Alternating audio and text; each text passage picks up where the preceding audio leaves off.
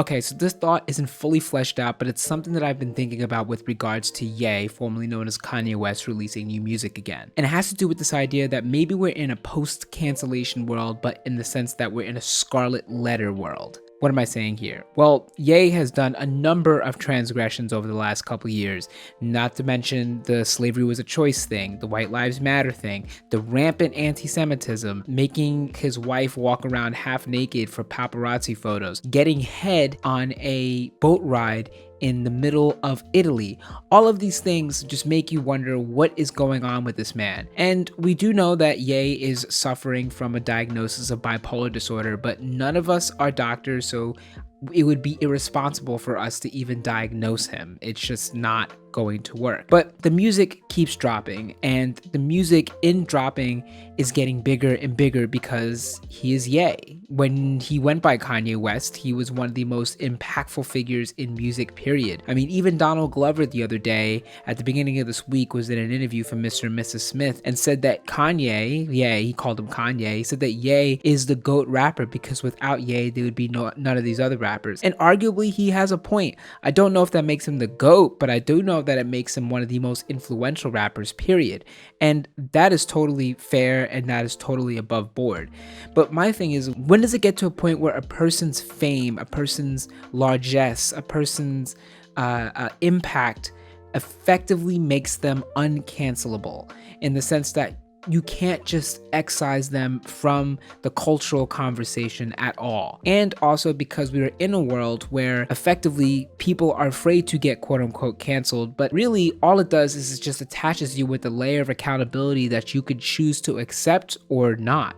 Because in order to really feel the effects of this so-called cancellation that a lot of people on the right and Ye and a lot of people have railed against, is you have to have shame. And what we're seeing here is that Ye does not have any shame. What I mean by that is it doesn't matter what comes out that Ye has done, there isn't going to be necessarily an apology or an accounting on what he's done.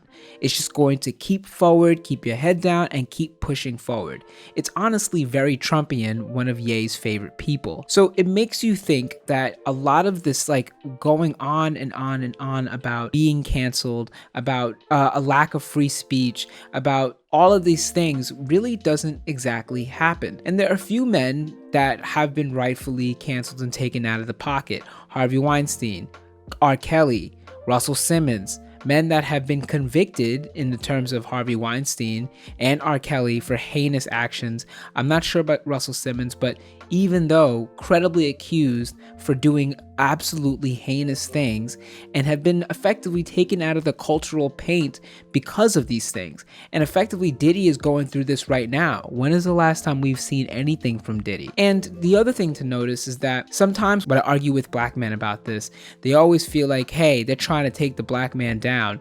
And the thing that I'm always want to say is that two things can be true here.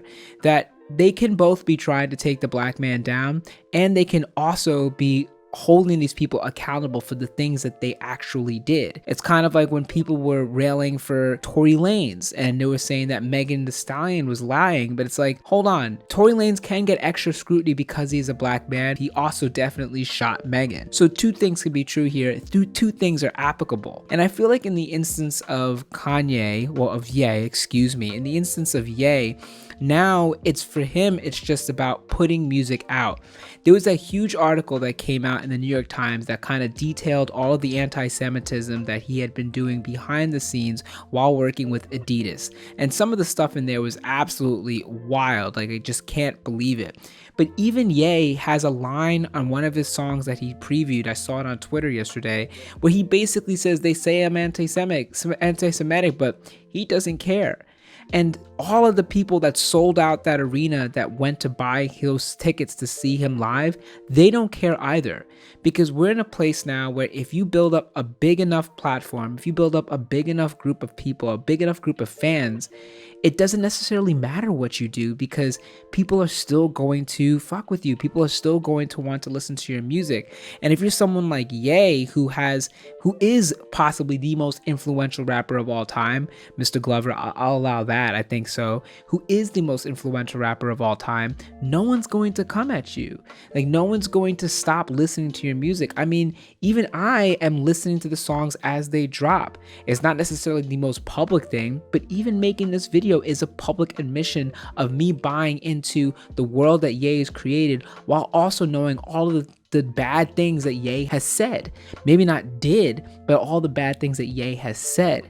And I think it really allows us to ask ourselves, can we enjoy Ye's music while also acknowledging his transgressions? Can we enjoy Ye for what he did, for his run of College Dropout to My Beautiful Dark Twisted Fantasy, which is almost unmatched in terms of 5 albums, in terms of hip hop or just music generally? I mean, unless you're Michael Jackson, I really don't know anybody else that's had a 5-album run that is really that good. So it's like, can we also listen to these two things while holding the fact that Ye has said things that have been really detrimental to the discourse, that have been really detrimental to Black people as a whole? One thing that people pointed out, because Ye put up a post a couple weeks ago where he posted it in Hebrew of him apologize to the Jewish people. Now, 2 things about that. One, he posted in Hebrew, which in some ways feels anti-Semitic, because it's like you're assuming that all Jewish people only speak Hebrew, which is absolutely wild. And 2, he hasn't apologized to Black people for saying slavery was a choice or saying white lives matter, which really shows you whose good graces he's trying to stay in here. And the people that are still supporting the music, and after what I listened to on the live stream last night, he's going to have another live stream tonight if you're watching this on February 9th, and I just got ads for it to buy the tickets at UBS Arena in Long Island, which I'm not going to go to, but I'm sure a lot of people are going to be there, is that the music also isn't amazing. It's not fantastic. I liked the song with Northwest, Kanye, and Ty Dolla $ign, and also, you have to say if I'm correct, that was Ty Dolla $ign's daughter in there. And you know, Northwest was rapping. I'm not gonna critique a child's rapping. Whoever's doing that is out of pocket, and y'all need to be taken to jail. And I liked that song, and it's kind of like Ye still has the ability to craft immense worlds, to make songs that still move you, that make songs that still talk to you. But when you also hold that up against all of the things that Ye has said and theoretically supports, because a lot of the Vultures imagery, that's the name of the project, is still very Wehrmachty in terms of like very Nazi Germany. And also in the Times article and other places talks about Ye's affinity for Hitler and for things that we as people understand just aren't chill and just have no business having any type of support or flying in any type of way.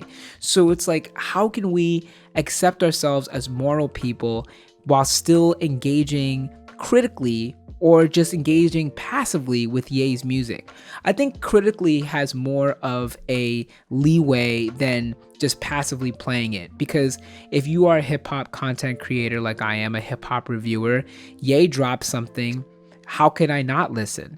I mean, I could choose to not platform him on my small platform, but at the end of the day, is like, Ye is the person that's making the music that's pushing the whole genre forward in a way. So for me to ignore that would almost be malpractice.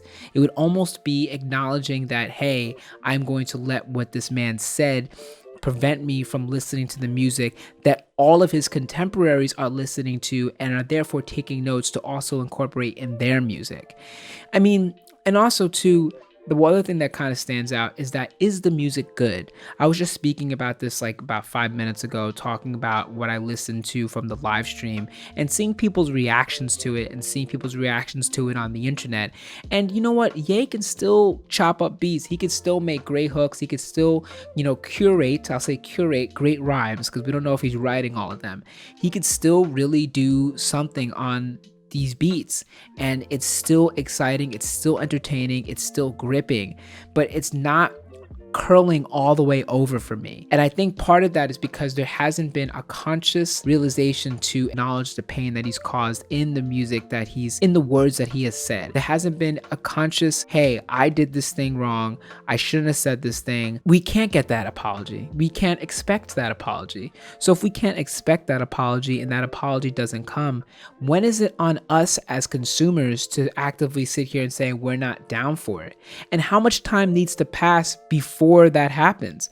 I mean, frankly, after the Adidas article came out in the Times, I thought it was kaput. I thought it was done for real.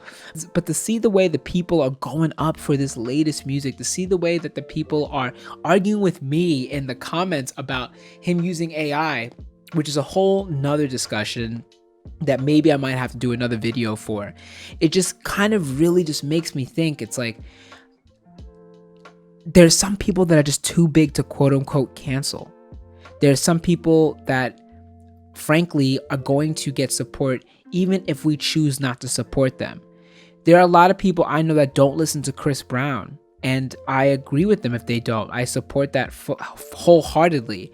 But when you go out and they play a Chris Brown song, when they play Mona Lisa, his remix, it's like you are still listening to Chris Brown. You are still forced to listen to him, in the sense that you didn't choose to. You didn't go and play him, but you were forced to listen to him. It's almost like an older generation, you know, sometimes when I'm driving around when I'm riding around Brooklyn in the summer, and you still hear a lot of R. Kelly. Now, I'm not listening to R. Kelly. I'm not going on Spotify. But if you were to look at his Spotify plays, he has about 5 million monthly listeners. There are 5 million people that know everything that R. Kelly did and still continue to listen to him. And frankly, there are people that will just play him outside. So it's almost like did not choose to listen to him, but I have to, because it's an audible thing, I have to engage with this person in a way that, frankly, for some people, I could see how listening to R. Kelly could trigger them. Because if you had gone through something like that, why would you ever want to listen to a man that did those things? You know? And why would you want to see this person celebrated?